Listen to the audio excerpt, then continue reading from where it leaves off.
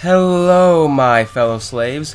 Welcome to another edition of Rock and Roll Revival. I'm Christopher Nelson. And I'm Aaliyah Sky. And we're going to be starting a little mini-series. We're going to do quickie reviews, if you will, of a series of works of bands affiliated with Die Laughing Records, which we are currently partnered with as of right now. So let's get this started. Now we are going to be reviewing Fang-Landshark, which came out in 1982, and we're going to do a little bit of history first before we actually jump into the review. Now, Fang is a hardcore punk band from Berkeley, California, and Landshark is the debut album on the label Boner Records, and Boner Records is actually started by their guitarist, Tom Flynn. Now, Fang has also influenced a lot of famous bands, including Kurt Cobain, saying that it's his actually sixth favorite album. Bands like Green Day and Metallica have actually done covers of them, like I Want to Be on TV, and one of the songs that's actually on this album, The Money Will Roll Right In. Now, as for the sound of the album itself, if you love that hardcore,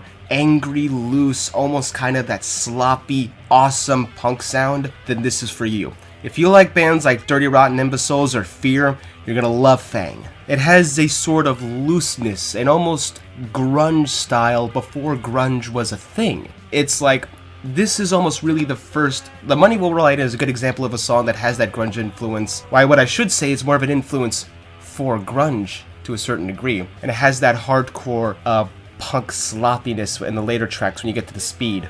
One thing I actually do like more about Fang that might be an interesting point is that a lot of the hardcore bands of this era have a lot of these bands have a very unique sort of enunciation with their voice, an almost skater voice, if you will, when you listen to bands like Dirty Rotten Imbeciles or Suicidal Tendencies. This person's voice is almost a little more monotone, but this offers an interesting contrast to the sound. It makes the band stand out a little more because instead of the almost cliche style of punk singers and punk vocalists that were present at the time, his almost quietness and almost Butthole Surfers type of singing style offers a very unique type of vocal range to be included in this album and gives it that bleak sound. Because it feels like his vocals can be, for a grunge band, but his vocals can also work well with the punk. That's why metal too. Yeah, I feel like this album really has that good blend of punk, grunge, even new wave. Even before all those things even existed, because this is 1981.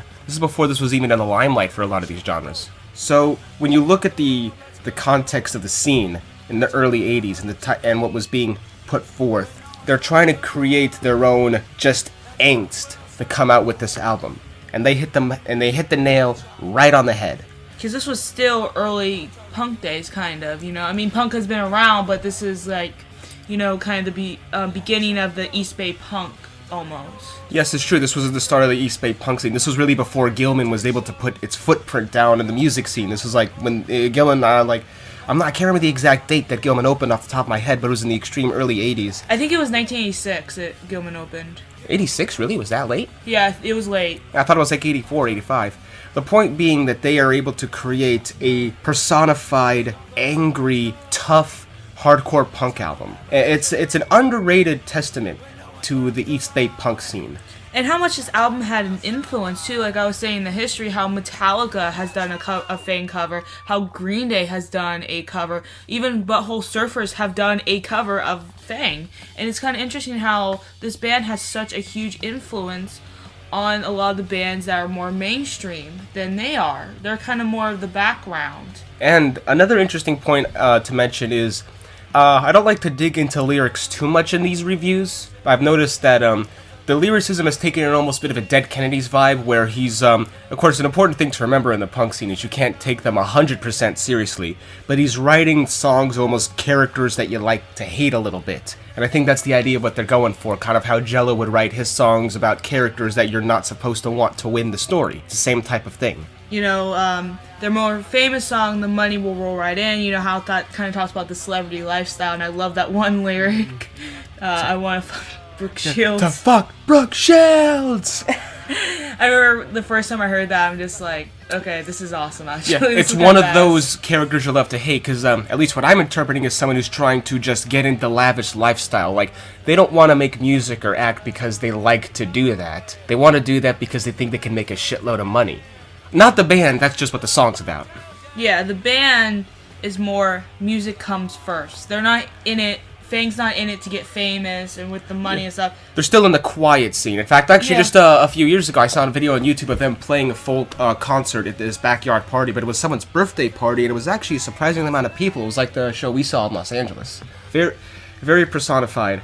Now, the thing is that there isn't really too much to say about it. Most of the songs sound similar in a good way. It has collection songs. They all stand out in their own different ways, different tempos, different melodies. They all have their ways to stand out.